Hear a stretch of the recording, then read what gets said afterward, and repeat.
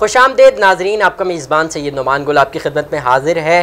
Programme है ख़बर की असल ख़बर और इस प्रोग्राम के जो होस्ट हैं सैयद तैमूर शकील, वो कुछ वजूहात की बिना पर इस प्रोग्राम को कंटिन्यू नहीं रख पाएंगे, उनकी जगह मैं आपकी खिदमत में हाजिर हूँ। नाजरीन, आज का टॉपिक है पासपोर्ट ऑफिस और कस्टम इंटेलिजेंस, लेकिन मैं इस पर बात करने से कबल मरहूम डॉक्टर आमिर लियाकत हुसैन की कब्र कुशाई के हवाले से बात करेंगे। हमारे साथ मौजूद होते हैं इस प्रोग्राम में सीनियर सहाफ़ी समीर कुरैशी। समीर साहब, अस्सलाम वालेकुम। वालेकुम सलाम। कैसे मिजाज हैं, कैसी तबीयत है? अल्लाह का शुक्र। अच्छा समीर कुरैशी, आगाज़ में ही मैं आपसे बात करना चाहूँगा डॉक्टर आमिर लियाकत हुसैन की कब्र के हवाले से कि उनकी कब्र कुशाई के हवाले से अहकामात दिए गए थे, तो उसके हवाले से अभी तक क्या तफसीलात हैं? देखिए, अदालत में जिस वक्त जो है आमिर लियाकत का इंतकाल हुआ था, तो उस वक्त पुलिस की पूरी कोशिश थी कि पोस्टमार्टम कराया जाए, जिसमें हमारी बात भी हुई थी SSP investigation east Altaf Hussain से कि देखें, अगर ये पोस्टमार्टम अभी उनकी फैमिली नहीं कराएगी तो फिर एक प्रॉब्लम होगी, क्योंकि सेलिब्रिटी थे, बड़े एंकर थे, और अगर उनकी कब्र कुशाई वरना फिर कब्र कुशाई होगी अगर ये पोस्टमार्टम नहीं करवाएंगे तो ये बात उस वक्त भी उन्होंने कह दी थी, लेकिन वो उनकी फैमिली थी, अदालत चली गई, अदालत ने मना कर दिया कि नहीं होगी कब्र कुशाई। अब कोई अब्दुल अहद हैं, वो अदालत के अंदर उन्होंने दरख्वास्त दी कि आमिर लियाकत को जायदाद के तनाज़े पे कत्ल किया गया है और इसके पोस्टमार्टम कराए जाए ताकि हक़ाइक़ सामने आए, जिस पर अदालत जो शर्की की अदालत थी उन्होंने अहकामात जारी कर दिए थे।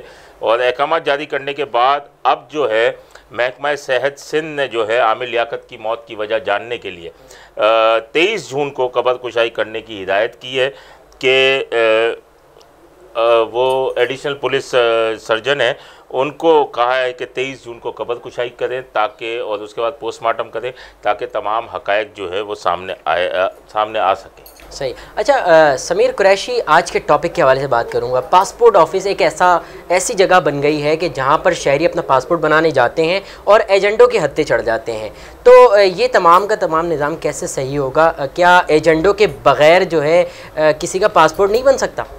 देखिए, मैं आपको बताऊं कि पासपोर्ट ऑफिस के ऊपर जब दरख्वास्त गुजार शहरी जब जाते हैं पासपोर्ट बनाने के लिए, तो पासपोर्ट ऑफिस का अमला जो है वो इनको मुख्तलिफ़ हेले बहानों से परेशान करता है। ये चीज़ कम है, वो चीज़ कम है, ऐसी चीज़ बता देंगे कि जो आप ला भी नहीं सकते।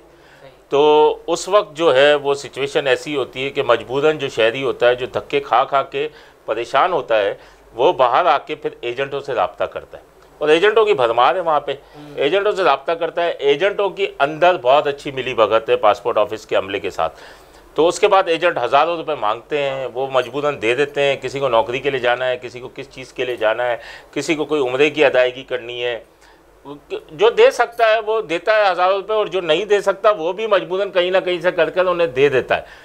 तो वो सारी चीज़ें जो हैं वो एजेंट के हाथ में जाती हैं, एजेंट अंदर से मिली भगत से पासपोर्ट जारी करवा देते हैं। लेकिन इसके ऊपर आज जो है वो बड़ा एक एक्शन हुआ है कि पासपोर्ट ऑफिस इंतज़ामिया ने जो है एजेंटों के ख़िलाफ़ जो है वो FIA से मदद तलब कर ली है।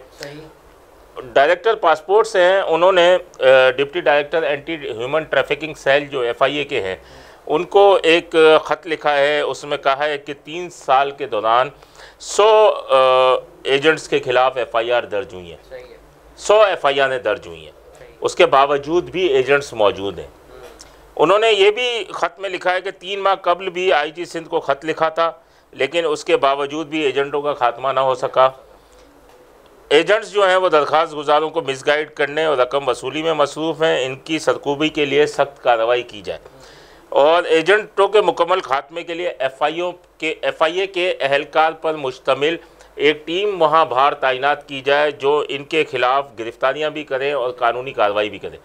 अब 3 माह पहले IG सिंध को जो ख़त लिखा था तो साबिक IG सिंध थे, शायद ख़त जो था उनका रद्दी की टोकरी की नज़र कर दिया होगा।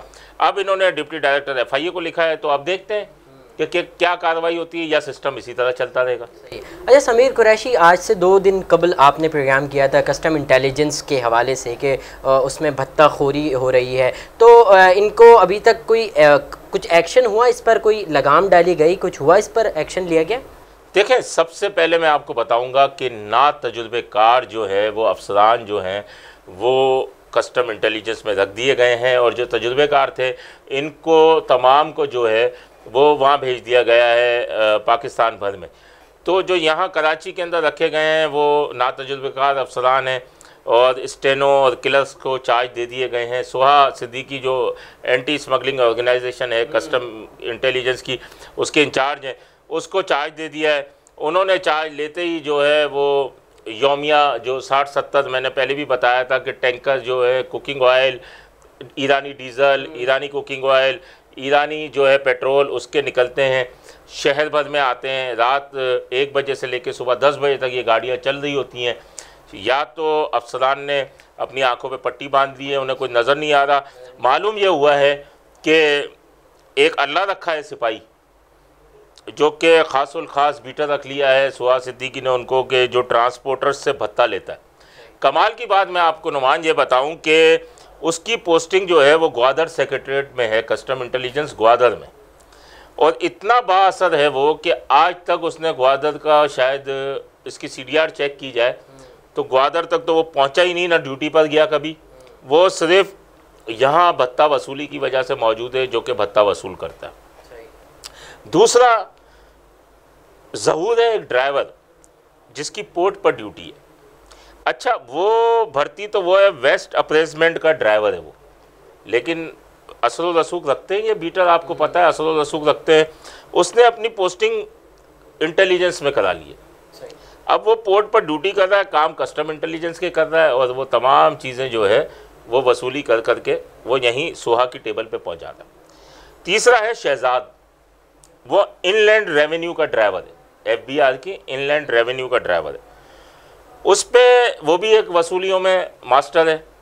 कमाल ये है कि इस पे जाली डिग्री, मैट्रिक का शायद सर्टिफिकेट था या जाली शनाख्ती कार्ड था नकली, उसका एक केस भी उसके ऊपर था, लेकिन वो तमाम चीज़ें मेरे ख्याल से उनकी फ़ाइल दबा दी गई, क्योंकि चहीते होते हैं। वो कहते हैं ना, जब पाटे खान का साला ही चोर हो तो पाटे खान ने क्या करना है, तो वो वही है, उसकी फ़ाइल दबा दी गई, अब तक कुछ नहीं है। ये बीटर हैं तीनों, इन तीनों के बारे में मैं आपको अगले प्रोग्राम में भी अहम इंकिशाफात करूँगा। और ये तीनों बीटर हैं जो कि वसूलियाँ करके सुहा सिद्दीकी की टेबल पर लाते हैं।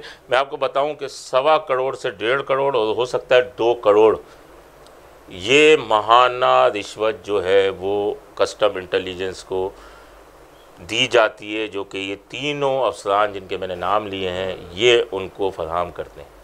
लेकिन आला हुक्काम ने आँखों पे पट्टी बांध दी है।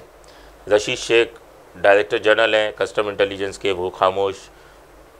यहाँ बेहतरीन अफसर हैं साकिब सईद जो डायरेक्टर हैं कस्टम इंटेलिजेंस के, वो खामोश। कोई समझ में नहीं आ रहा, मगर ये निज़ाम या तो इसी तरह चलता रहेगा जब तक ये कोई कार्रवाइयाँ नहीं करेंगे, 2-4 को सज़ाएँ नहीं देंगे।